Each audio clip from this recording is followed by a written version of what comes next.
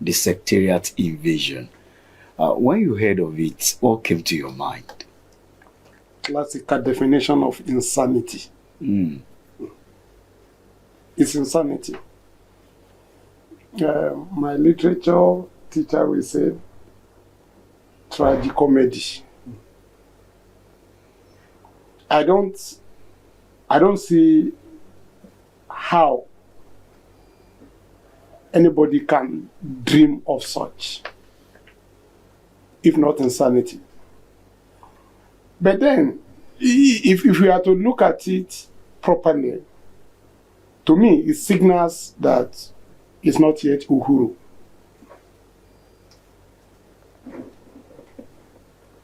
Poverty is in the land. The government in place need to assure the people that their interest is paramount. For people, let me say sane people, to go that length, how many are they?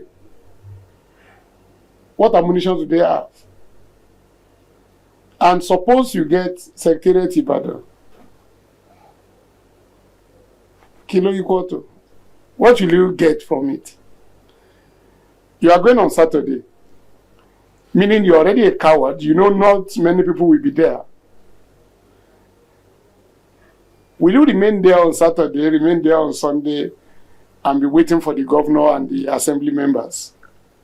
I mean, that's why I call it tragicomedy.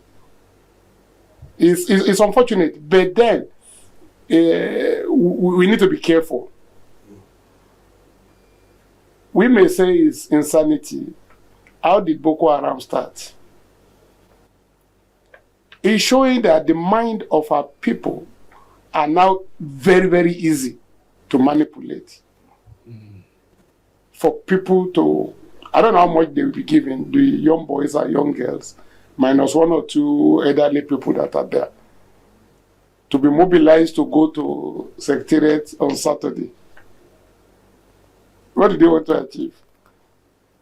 So the fact is, government need to have a clearer look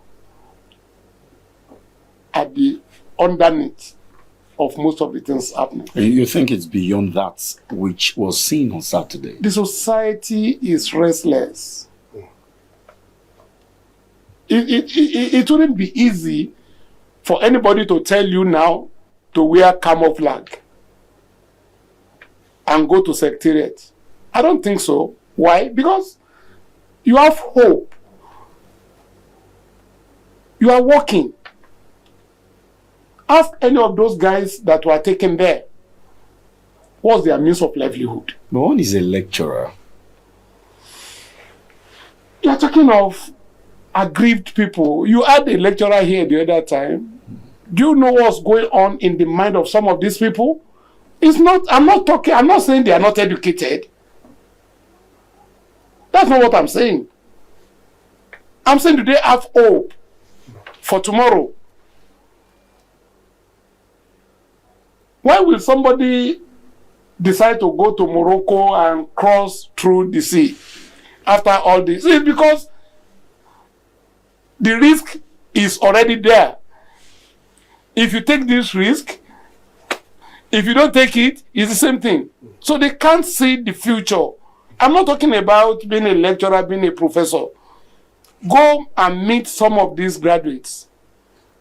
They are more frustrated because they went to school with a mindset that after 4 years, after whatever number of years, when I come out, at least I'll be able to fend for myself. But most of these guys are still sleeping in their father's sitting room. Okay, Barrister Langago, looking back at that situation on Saturday, what immediately came to your mind? Let me start by way of one German philosopher, Yoruba.